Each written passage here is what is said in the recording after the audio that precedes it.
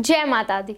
दोस्तों, आपने अक्सर सुना होगा कि लोग प्यार के रिश्ते की तुलना एक नाजुक डोर से करते हैं, पर यह भी कहा जाता है कि प्यार में बहुत ताकत होती है, बहुत मजबूती होती है। तो क्या कारण है जिसकी वजह से ये कहा जाता है कि प्यार का रिश्ता एक नाजुक डोर की तरह है?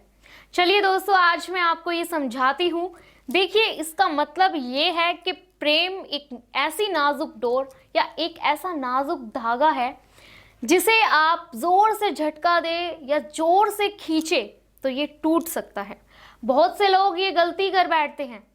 कुछ ऐसी ऐसी छोटी बात होती है और इसे उतना खींचकर इतना बड़ा कर देते हैं कि रिश्ता आखिरकार वो टूट ही जाता है, वो बिखर जाता है।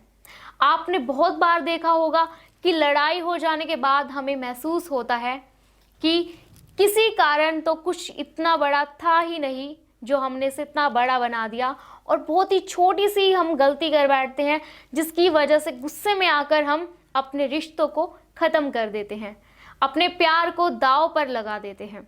एक रिश्ता जो हमारे जीवन का महत्वपूर्ण हिस्सा था, जिसको हमने इतना समय दिया और उसको हमने आवेश में आकर, गुस्से में आकर, किसी की बातों में आकर या छोटी छोटी बातों का मुद्दा बनाकर हमने हमेशा के लिए उसे खो दिया या अपने आप से अलग कर दिया। दोस्तों, अब जो विधि मैं आपको बताने जा रही हूँ, उस विधि से आप किसी को भी सम्मोहित कर सकते हैं या कहूँ तो अपने वश में कर सकते हैं। तो सबसे पहले तो आप कोई एकांत जगह ढूंढ ले जहां पर आपको इस विधि को करना है। कोई आपको देखे ना, इस बात का आपको विशेष रूप से ध्यान रखना है। जैसा कि आपको बताया मैंने, एकांत जगह मिल जाए तो वहीं पर अपना आसन लगाकर आप बैठ जाए। फिर उस जगह पर एक दीपक जला ले और ध्यान रहे कि वो दीपक आपको किसी तेल में नहीं बल्कि शुद्ध घी में जलाना है।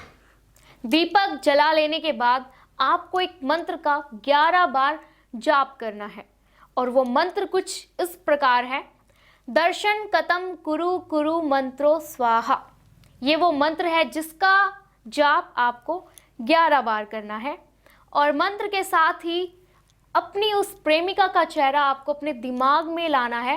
पूरी कोशिश करें, कोशिश इतनी होनी चाहिए कि दीपक की लो में आपको अपनी प्रेमिका का चेहरा खुद ब खुद नजर आ जाए। और जैसे ही आपको अपनी प्रेमिका का चेहरा उस लो में दिख जाए और मंत्र का 11 बार आपको कंटिन्यू जाप करते रहना है, और वैसे ही दीपक को एक ही फूंक मारकर उसे उसी समय बुझा दे।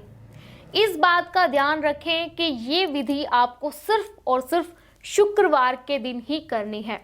और अगर आप लगातार इस विधि को शुक्रवार तक कर लेते हैं तो ये मान लीजिए कि आपका प्यार आपसे दूर नहीं है और बहुत जल्द वो आपके वश में होने वाला है। ये समझिए कि वश में हो चुका। तो दोस्तों, अगर आप किसी भी प्रकार की समस्या से जूझ रहे हैं या किसी प्रकार की आपको समस्या है, तो स्क्रीन पर ये हमारा नंबर दिया गया है और इस नंबर पर आप अभी कॉल करें और अपनी समस्याओं का निवारण करें।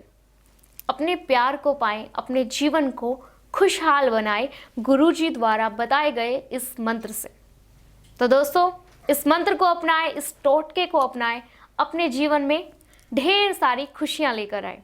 खुश रहें। मैं लेती हूँ आपसे विदा। जय माता दी।